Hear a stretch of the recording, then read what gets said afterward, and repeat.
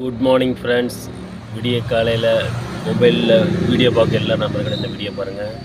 நேற்று ஒரு வீட்டில் இருந்து நாங்கள் ஒரு ஃப்ரிட்ஜ் ரிப்பேர் பார்க்க போனோம். பாருங்கள், அந்த ஃப்ரிட்ஜ் எல்லாம் எரிஞ்சு ஷார்ட் சர்க்யூட்டில் எரிஞ்சிச்சான்னு தெரில, எப்படி எரிஞ்சுன்னு தெரில. எல்லோரும் கொஞ்சம் கவனமாக இருந்துக்கோங்க வீட்டில்.